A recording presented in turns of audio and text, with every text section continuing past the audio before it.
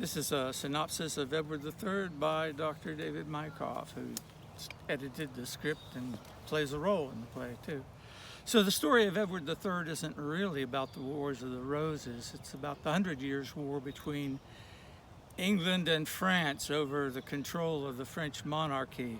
King Edward III of England had a more direct claim to the French throne, but it was through a female line, and John of Valois was a more remote claim, but through a male line. So most, but not all, of the French wanted John of Valois to be the King of France. But Edward decided he was going to go to war with France to claim the throne.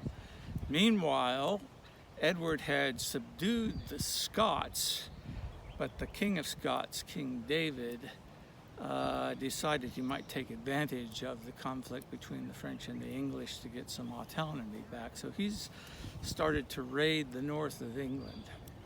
So Edward's all geared up to go to war with Scotland and with France at the same time. He goes north to fight the Scots and makes them skedaddle, but he falls in love. He's a married man, but he falls in love with the Countess of Salisbury, who is a married woman. Becomes absolutely infatuated. He's like a teenager, forgets all about his war plans. Tries to seduce her, doesn't succeed. Finally, there's lots and lots and lots of drama, but the Countess's steadfastness finally appeals to his conscience, and he gives up his illicit desire and immediately decides to go off and fight his sundry wars, which he does. And we're told of 3 battles: a sea battle, the Battle of Sluis, the battles of Crecy and Poitiers. The English were victorious in all of these against the odds.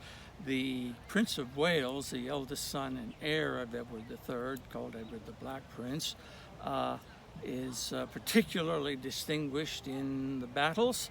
And the English finally are victorious, and John of Valois is taken prisoner and has to spend a good long while as a prisoner in England.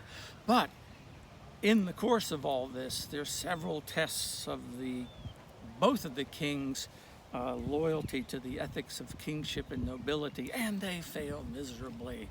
But interestingly, it's the women and the younger royalty who set them back on the right course. It's kind of interesting, the generational and gender dynamics in this play. So that, in a nutshell, is Edward III.